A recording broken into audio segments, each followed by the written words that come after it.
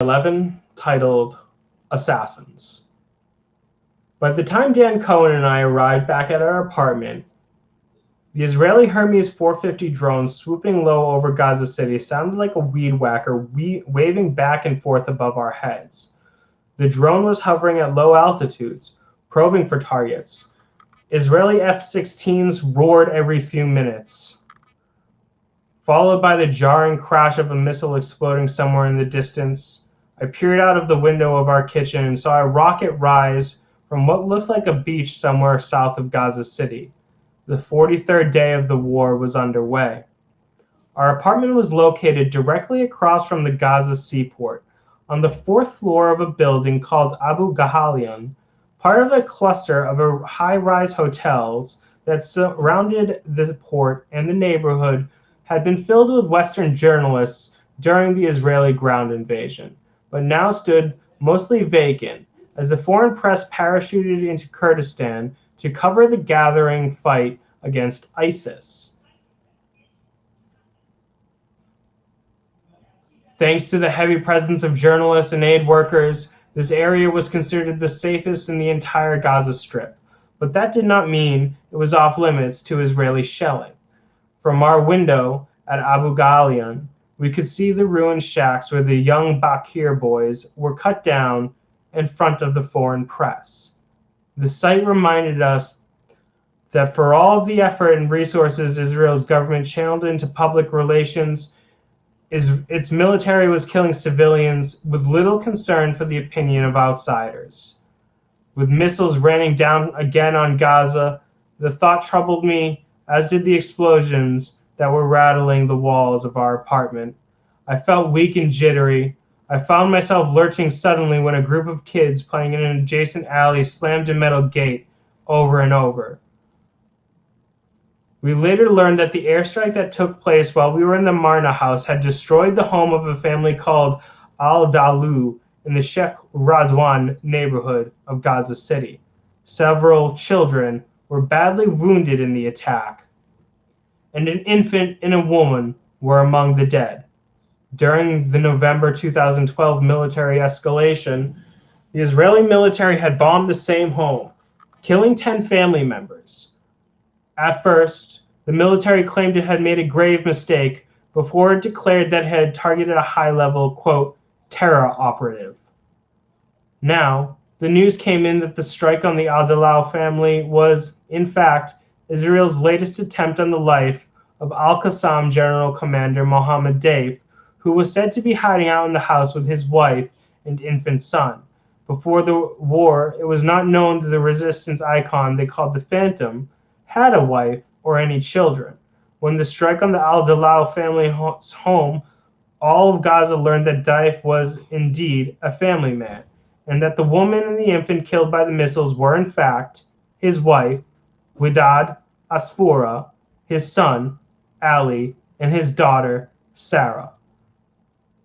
Asfoura had been previously married to another Qassam commander named Bilal Qassah. She lived in a state of constant suspicion, quitting her job at a charity when she feared that local spies were closing in, then vacating her rented apartment just days before it was bombed earlier in August. It was a mystery still whether Deif had survived, or whether, after a sixth assassination attempt, he had fallen like his predecessors Ahmad Akel, Saleh Shahadeh, Yahya Aishash, and Ahmad Jabari. However, a letter by Asfoura's mother suggested he had made it out alive. Written with the help of a local writer, Hadil Atala, the letter addressed Deif through the voice of his dead wife.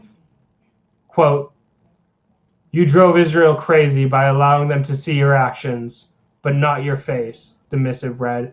Quote, "Their attempts to assassinate you have failed, and the entire nation wishes to see your shadow, my hero, even from afar. But only I know the color of your eyes, the etchings of your face, how tall you are, how much sugar you take in your tea, and what toothbrush you like." End quote. This next section is called Win or Die. As the bombings intensified, Dan and I went upstairs to visit with some other journalists in an apartment rented by an Italian NGO. Unlike our apartment, this one was well appointed with comfortable wicker furniture and outfitted with a covered deck that overlooked the port.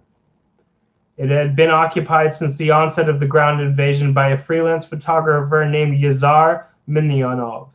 Lazar was among the witnesses to the killing of the Bakar boys, sprinting from his apartment to the beach to capture the aftermath of the deadly shelling. His photos captured a harrowing look at the bloody boys as journalists and hotel waiters carried their limp bodies to safety.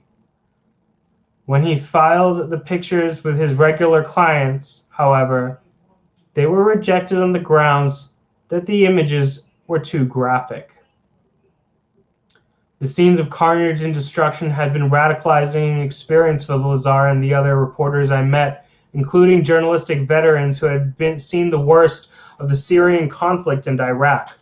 But after more than 5 weeks of fighting, Lazar and other photographers who sifted in and out of his apartment had fallen into a Gazan state of mind, weathering the nightly Israeli bombardments with absolute stoicism. Perched on a beanbag chair in the corner of the living room sat a photographer with shoulder-length blonde locks who resembled a war-ravaged Brad Pitt named Ted.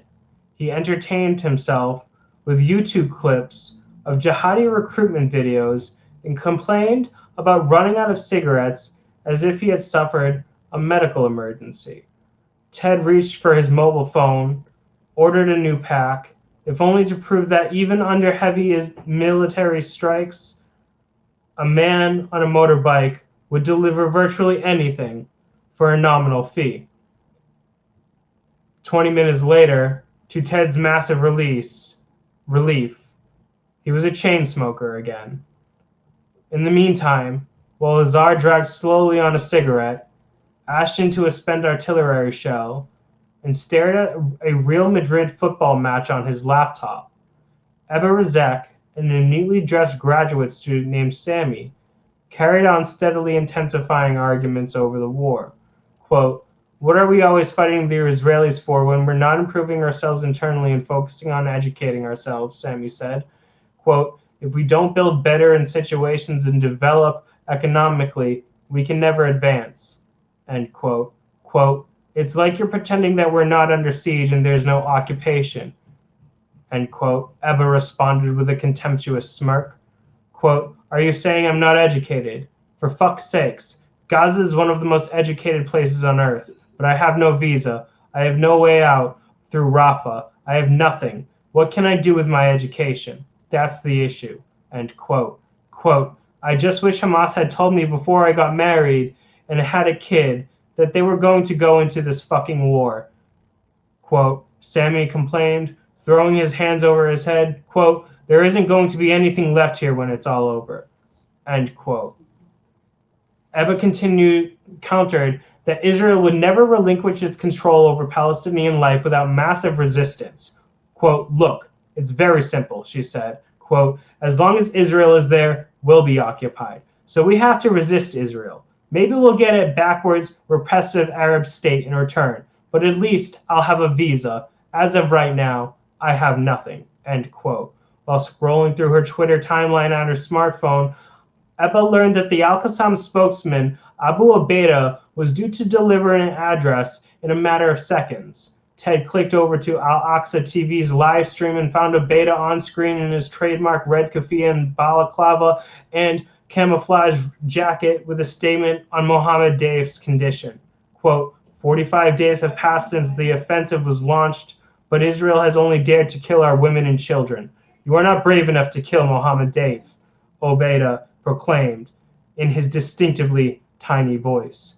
He insisted that Deif had survived Israel's 6th assassination attempt.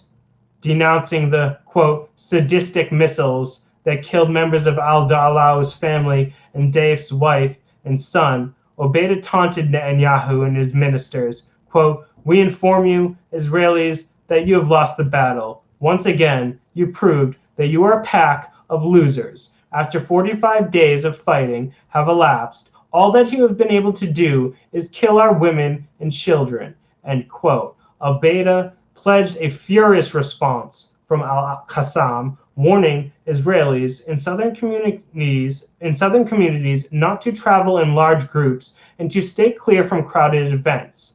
This was more than another PSYOP ploy. It was Qassam's way of claiming it took measures to avoid civilian casualties, and then warned airlines against flying into Ben Gurion International Airport, pledging to disrupt the flights at the airport for a second time with rocket strikes rather. The first time it launched a salvo M75s at the airport on July 22nd, the U.S. Federal Aviation Administration issued a blanket ban on flights to Tel Aviv, Israel that lasted just over a day, a move that infuriated American supporters of Israel. Finally, Al-Baida took on the negotiations in Cairo, describing them as a pointless boondoggle that would only lead the Palestinian people back to the status quo of occupation, siege, and exclusion. Quote, "After long weeks of Byzantine negotiations and a succession of Israeli crimes, we declare the Cairo Truce a born dead initiative buried in the tomb of Mohammed Deif's son, Ali Deif," he proclaimed, though it was bound to honor the imperatives of Hamas's political wing. Al-Qassam seemed to be asserting itself against anyone in the Palestinian delegation tempted to link a deal behind the backs of those who had sacrificed their homes, businesses, and lives for a promise of a relief from the siege. Quote, "Either we win or we die," Al-Baida declared. As Al-Baida signed off, we heard a rocket roar into the sky. When I checked my Twitter feed a few seconds later, I noticed that Israeli journalist David Sheen had tweeted from Haifa, just south of Tel Aviv, boom. Over 100 rockets sailed from Gaza into Israeli territory that night, doing no major damage, but reinforcing the point that Israel's operations had done nothing to weaken Al-Qassam's capacity to respond.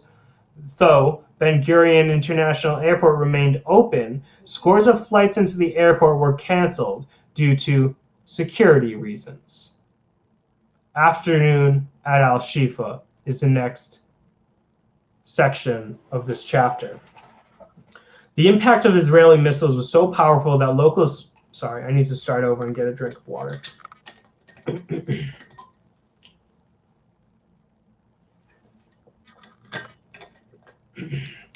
Afternoon at Al-Shifa. The impact of Israeli missiles was so powerful that locals slept with their windows open for fear of being injured by shattering glass from explosions hundreds of meters away.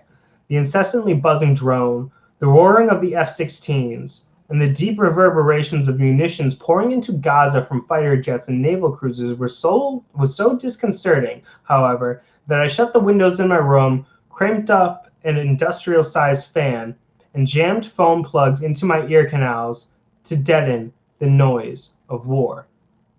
So this next photo that I'm going to show you is Dr. Hani Shaniti, who is showing a photo he took of one of the Delaud children badly wounded in the assassination attempt on Mohammed Deif. The photo is not clear enough to see any,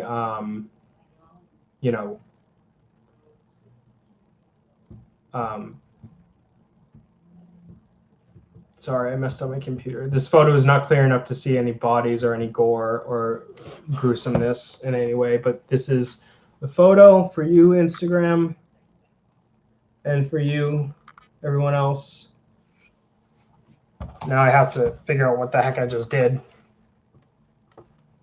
There we go. Whoop.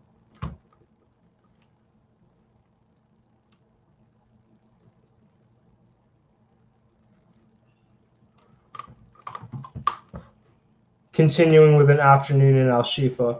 I woke in the late morning to a thud of naval shell and forced myself into the shower.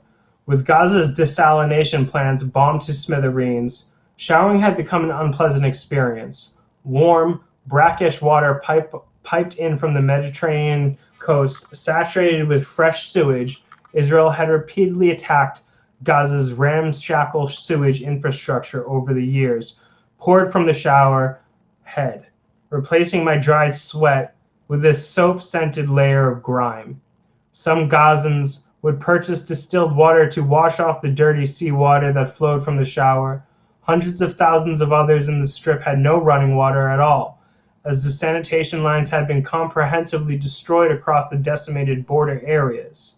In the teeming UN schools, where recently homeless refugees had taken shelter, doctors were battling an outbreak of scabies. With my ability to travel around Gaza limited by the bombing, I spent the afternoon at Shifa Hospital with Dan Cohen and Eva Rizek. We wound up in an empty operating room with Dr. Hani Shaniti, a tall, slender surgeon in his early 30s. He described to us in a flat tone of having treated scores of unusual injuries characterized by tiny entry wounds that left extensive internal burns, possibly the result of dime weapons like the kind Samir Holmes had described at Kawadi Hospital in Rafah. The hospital was still running on short supply, with only 3 types of anesthetic and 1 size of needle, but highly professionalized staff like Shaniti had become experts at improvising with what little they had. He whipped out his phone to show us photos of some of the children delivered to the hospital by ambulances during the day. Among them was a little girl from the Al-Dalal family who had survived 5 Israeli missiles sent crashing into her home, but who emerged from the rubble with her arms severed from her body. This child, who lay somewhere in Al-Shifa, sedated and behind a white sheet, had joined more than the 3,300 children wounded in the war. She, too, was a member of the shrapnel-lacerated people the Israeli economics minister Naftali Bennett accused of committing, quote, self-genocide. Most of the doctors I met in Al-Shifa were burned out from weeks of amputations and shrapnel extractions. A few even seemed to be on the brink of insanity. The doctor of the emergency room kept us seated in his office for a 30-minute-long venting session. Quote, "We are human beings. Can't the world see that we are human?" he bellowed again and again as Eva rolled her eyes. She had grown frustrated with the Palestinians pleading for Western validation of their humanity, as if the value of their lives was not self-evident. On the hospital's second level, I encountered a mustachioed, middle-aged surgeon who demanded to know how much money Dan and I were making as a journalist, accusing us of cashing in on Palestinian misery. A portly doctor, chain-smoking on a couch nearby, piped up to announce that he would not speak to another Western reporter, and that he would only speak Arabic to us. He repeated his declaration of refusal in a near-perfect English. We retreated to the courtyard in front of the hospital, where the medical intern Bilal Dabor met us by a bombed-out ambulance and a row of refugees who had set up tents beside Al-Shifa. A few correspondents from the Eastern European and Arab outlets milled around waiting for their broadcasts to begin. American reporters were a scarce commodity at this point in the war. Just before the ceasefire began, an Israeli drone had bombed Dabor's street, killing a 10-year-old boy. He apologized to me for his colleagues who had treated us with contempt, but reminded me that they were coping with the effects of war like they had never experienced. Dabor expected that the trauma would catch up with him once the wartime adrenaline dissipated and the life returned to whatever passed for normal in Gaza. Suddenly, a row of cars barreled up to the hospital. In the first car, a man was hanging out the window waving a white shirt. In Gaza, this was a sign that the vehicles were carrying dead and wounded civilians. As soon as they screeched into the parking lot, a woman sprinted from one of the vehicles with a limp infant in her arms towards the hospital's entrance. She dodged past a gurney carrying a man whose left leg had just been amputated and disappeared inside, while the crowds milling around in the courtyard carried on as usual. It was just another afternoon in Al-Shifa.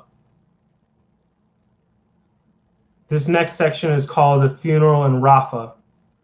The night after the 45th day of war, Israel pounded Gaza with renewed ferocity. From my room, with the windows shut tight and the industrial fan cranked up to maximum speed, I could still hear the roar of X-16 jets as they coasted by, and could count the seconds before they struck their target. Perhaps a rocket launching site, or maybe some innocent family's home. I managed to drift off for a few hours before being ripped from my sleep by a series of explosions. It was 6 a.m., and the sun was beginning to rise over the Mediterranean. I checked the Twitter timelines of local Gaza accounts for information on the bombings and found that most were reporting on a strike on a 4-story home owned by Abu Hussein Kalab, a businessman in Rafah whose factory had been destroyed in a separate strike. Over a dozen bodies had been extracted from the rubble, including a little girl who had survived with a mouthful of concrete shards. The ferocity of the airstrike was on par with the attack aimed at Daif, a massive concentration of force on a single home that suggested top-level targets were inside. By late morning, I learned that the dead bodies extracted from the rubble included 3 top Qassam Brigade commanders who had gathered inside the building to coordinate strategy. They were Raid al-Attar, the Qassam Southern commander, who oversaw operations in Rafah, his colleague, Mohammed Abu Shamale, and Mohammed Barhoum, having led several operations in the field, including the tunnel ambush codenamed Shattered Illusion, that brought the Israeli tank gunner Gilad Shalit into captivity. Abu Shamale was considered as a possible successor to Ahmad Jabari when he was assassinated in 2012. Attar, for his part, was among Gaza's most revered figures for masterminding the attack that captured Shalit. The deal for Shalit's release produced wild celebrations across Palestine, particularly in Gaza, as over 1,000 prisoners were freed from Israeli jails and united with their families. Attar's hero status had been secured, as had his death sentence. For his part, Barhoum was a veteran Qassam operative who helped coordinate the transfer of weapons through the tunnel network at Rafah.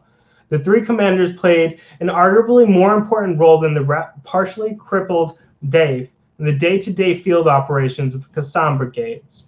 Indeed, Attar had overseen the operation to capture Lieutenant Hadar Golden, who is rumored to be one of the few people in Gaza who knew the whereabouts of Golden's body. With these assassinations, it seemed that the war would drag on endlessly. I was running low on cash, and with the bombs falling again, my freedom of movement was severely compromised. That afternoon, I took a taxi to the Erez crossing and prepared to leave Gaza for a few days. Inside the cavernous Israeli-run terminal, as I handed my passport to a young female Kogat administrator, she began pounding frantically on the bulletproof glass that separated us, ordering me to take shelter. A few seconds later, I heard something explode in the distance, likely a round or mortar round or a rocket fired from Beit Hanun. Watching well-protected Israeli soldiers panic was a surreal experience after witnessing the whole-scale destruction they wreaked across Gaza. In the parking lot outside Erez, an Israeli news crew from the Channel 1 intercepted me and peppered me with questions about what I had seen inside Gaza. Did I see rockets fired from civilian areas? Was Hamas using human shields? What about the tunnels? Realizing this was more an interrogation session than an interview, I quickly found a taxi and headed straight to Ramallah. The same afternoon in Rafah, 15,000 mourners marched through the streets of the war-torn southern city with the bodies of 3 commanders wrapped in green Hamas burial shrouds.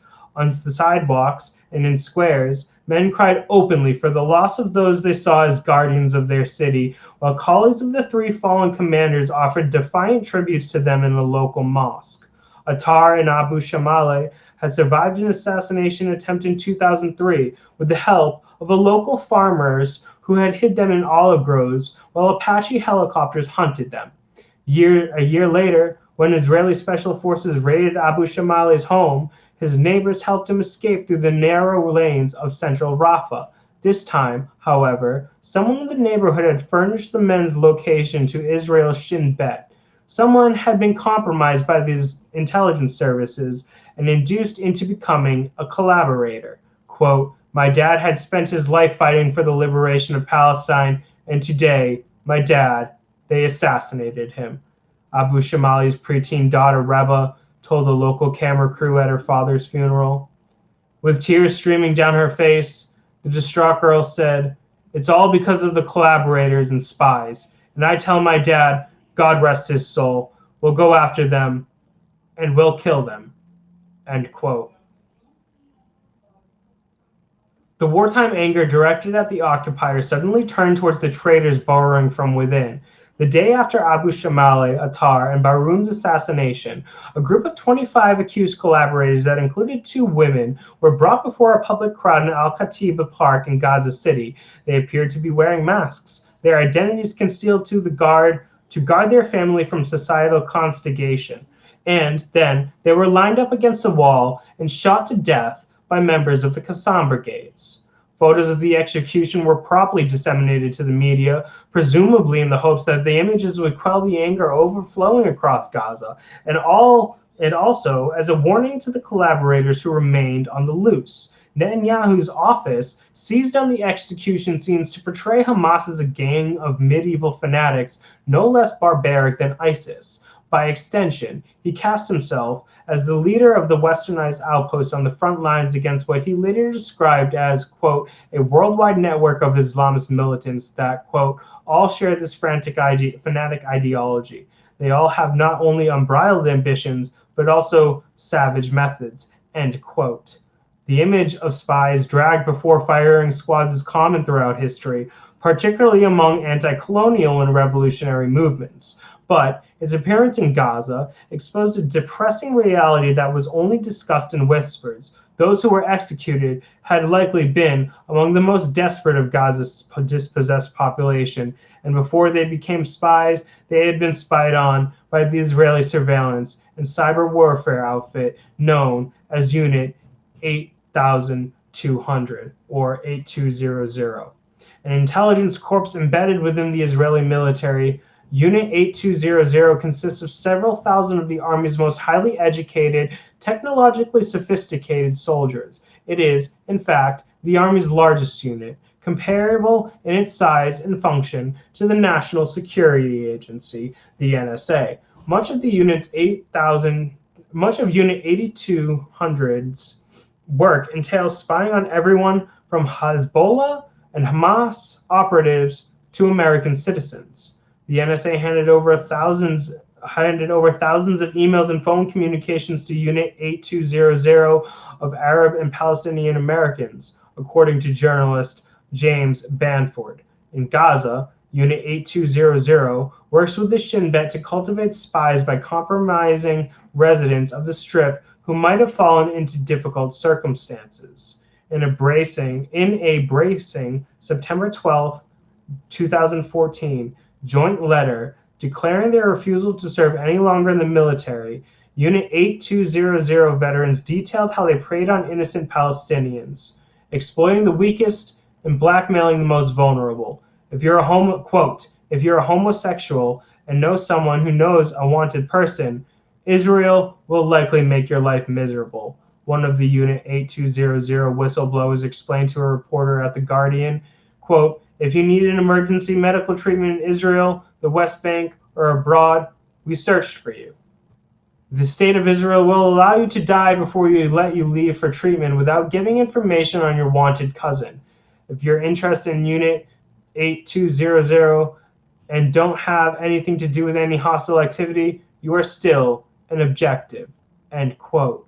Quote, "All Palestinians are exposed to non-stop monitoring without any legal protection," end quote. The letter read, quote, "Any Palestinian may be targeted and may suffer from sanctions such as denial of permits, harassment, extortion, or even direct physical injury." End quote.